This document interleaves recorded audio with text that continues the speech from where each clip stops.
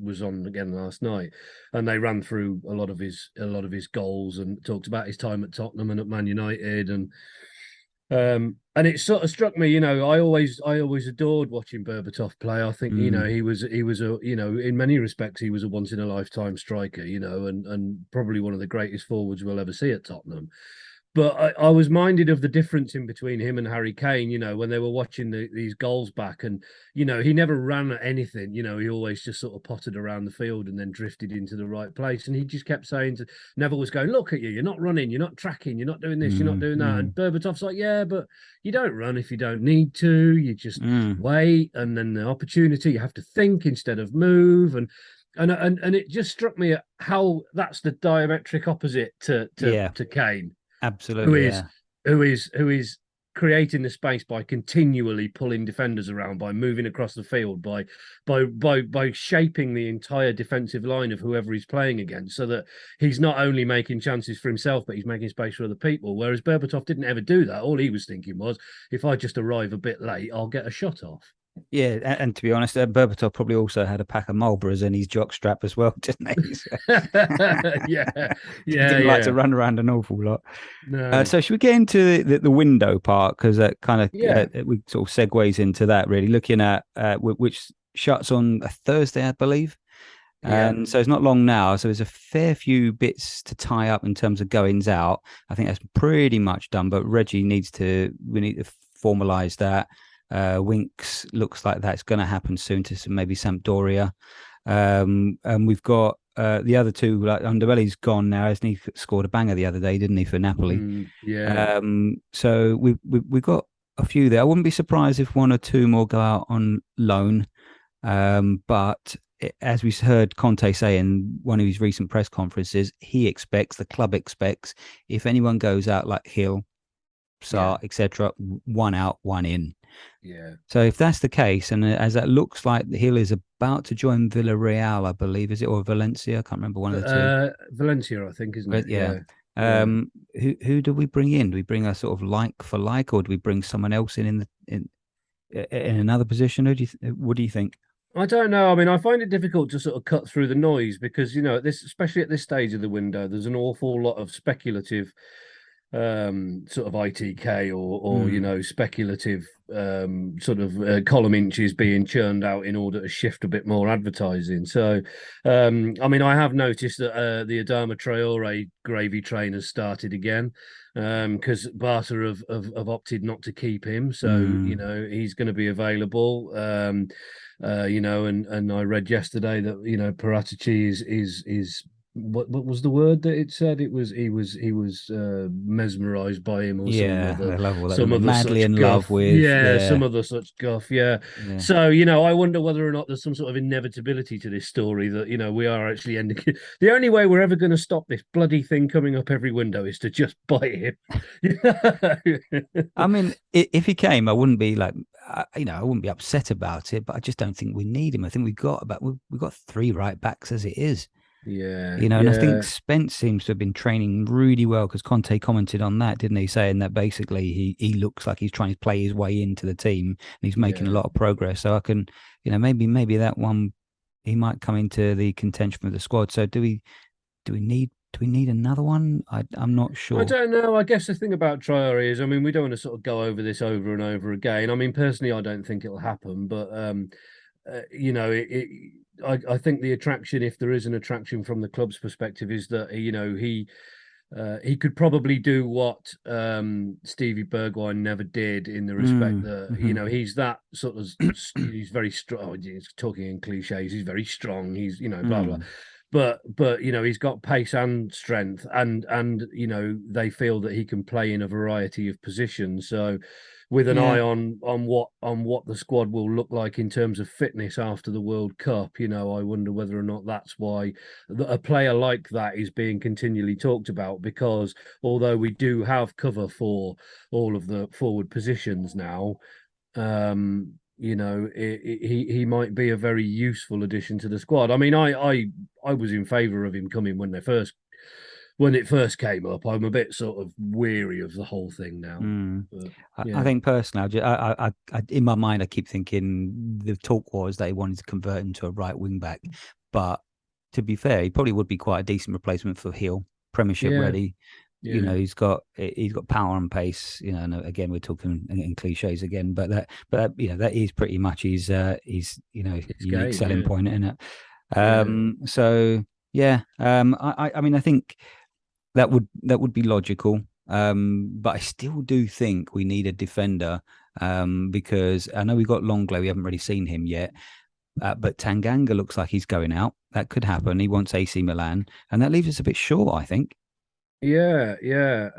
I just strangely enough, I read yesterday. Apparently, Nottingham Forest, who we play tomorrow, are after Tanganga. Mm. Well, that'd be I not a mean, bad move, actually. yeah, yeah. I mean, it's not as glamorous as Milan, but No, no, and probably be obviously, more likely to get games there. yeah. But I mean, the rumors are that he wants AC Milan. So whether that is true or not, who knows? But sometimes you just have to get what's the most likely and what's most available to you, don't you? Really. So I think that's where I personally would like to see us to go for one. But do you think that whether it is going to be, it's not going to be like a huge signing, or do you think we've got one big one left?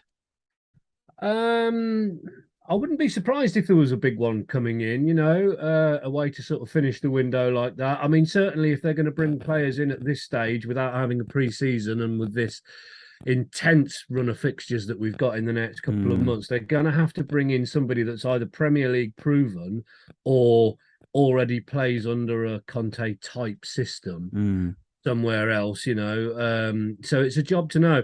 I mean, the other one that I've recently seen, which I find an unlikely proposition, is Hakim Ziyech, who's leaving wow. Chelsea. Yeah. Apparently, we are trying to outbid Ajax, who are trying to buy him back. Mm, Chelsea have upped their demands up to 44 million quid. hmm.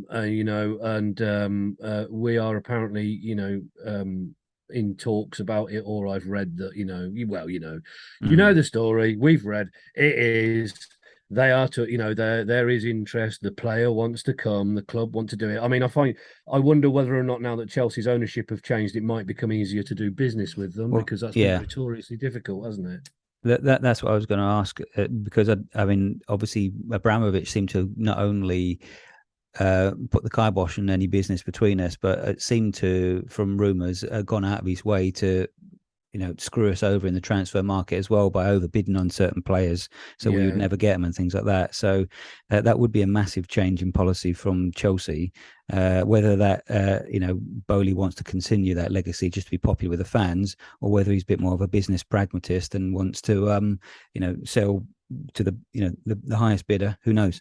Well, I don't know. I mean, there's a lot of play in that club at the moment that we don't know about, isn't there? I mean, I'm not into. I mean, obviously the new owner's wealthy, and the club have got Champions League football and yada yada yada. They turn over a lot of money and that, and they're not somebody that could be said to be being in financial trouble. But I mean, they need to. Tuchel said that he needs to turn that squad over, so they need to get money in order to do it. And pragmatism has to come over idealism in that situation. Um, and perhaps the player has the final say. If the player wants to come to Tottenham, then Mm, I mean, I've always wondered about this Abramovich thing. I wonder what the story is that he was looking to buy the club and then he flew over Stamford Bridge and went, oh, I'll have that one instead, or whatever, however the story goes. But I wonder, if his animosity towards Tottenham as a club and the way he acted towards us over the years, with this kind of sort of if not open hostility, then being a bit of a dick, is had they got a bit further, did something happen, that caused some sort of animosity at that level, and that was a personal grudge that he kept. I'm not who sure. knows? I mean, I'd heard something to do with the fact that the shenanigans over at Arneson that created a lot of problems between the two clubs. So whether Right. that's part of it, I don't know, but we'll probably never know. No, But just no. just going back to your point you mentioned actually earlier, in when we started talking about this, Rich, you were talking about the fixture congestion. Yeah. That I think is going to be a bit of a headache. What's your take on that, mate? Well, in between tomorrow and the 12th of November, we've got 20 games.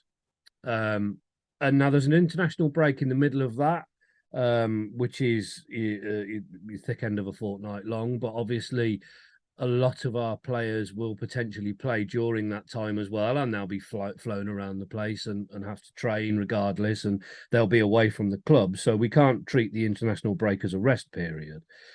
But following the Forest match, from then until we play Leeds on the 12th of November, and I'm not entirely sure what happens after that because I've not had a chance to look any further down the fixture list to see what's been put in the calendar yet.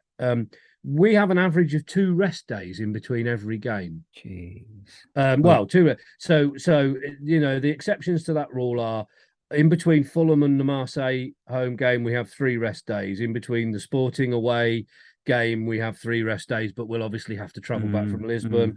There's 3 games between Woolwich and 3 days between Woolwich and Frankfurt and Brighton. And then mostly it's just 2 rest days. Now, I'm not including the match day. There are 3 days between games, but one of those days is a match day. One of those days will be a travel day. One of those days will have to be a rest day or a recuperation or whatever they call the process they do now after a match. Yeah. And only after we play Liverpool at home on the 5th of November do we get 4 rest days, and that's before the League Cup game that's yet to be, the tie's yet to be drawn. So, I mean, that's a massive burden on this squad, isn't it? I mean, last year, if we had to do that, that would have seen us off for the season, I think. Oh wouldn't yeah. it?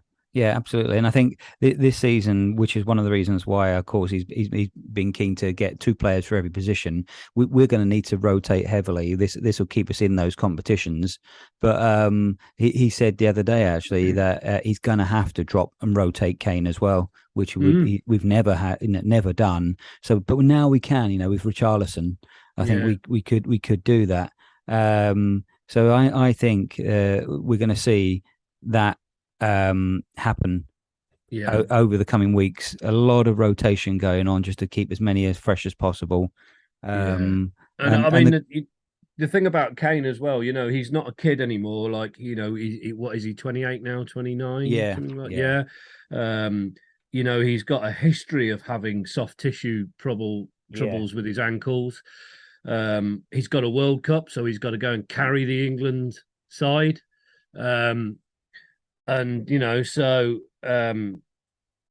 It's not only is it sensible, I think it's essential for the players' welfare going forward, because totally, yeah, we can't afford to risk him, can we really? You couldn't I mean, you could break him, but we've got to be really careful that we don't, haven't we? So yeah. And the other thing is, I think amongst all of that, I think I seem to have seen somewhere that we've got like 8 London derbies. We've got some big games coming up. So we've got West Ham in a few days. We've got Fulham the Saturday afterwards. We've got Woolwich away. And then we've got, various other things. But we've also got in there, we're away at Man City. We're away at Man United. We've got Liverpool at home, obviously Woolwich away. We've got some big games in that run. Yeah, we really have, and I think it's going to be a real, as you say, a little bit of a make or break, really. But I feel positive. I think we've got the squad to cope with it. So we'll just have to see, won't we? Really, this really is the proof in the pudding, isn't it? Really. So yeah. So I suppose we better talk about Forest a bit, haven't we? Yeah, absolutely. So I think from research, last time Forest were in the Premier League was 22 years ago. Yeah. And I think the last time we played them was in a cup game in 2014, and in that Mason, Soldado, and Kane scored. So it's been a long time since we played them. Yeah. So they're going to be quite an unknown. That was the League Cup, wasn't it? Yeah, that was the League Cup right, game. Yeah, I was at that match. Yeah, God, yeah. I think the last time we played them in the league, Klinsmann scored the winning goal. I believe so, yeah. And was it 97, wasn't it? I think they went down that year. 99 or something like that. Yeah, oh yeah, it might be 99. Yeah. I think you're right. Actually, 99 is I think is right. Yeah. So yeah, I mean, but I think they'll be bang up for it. I mean, they've had a mixed run just recently. I mean, they beat West Ham, good. Mm. They lost to Newcastle, and I think they drew to Everton last game, I believe.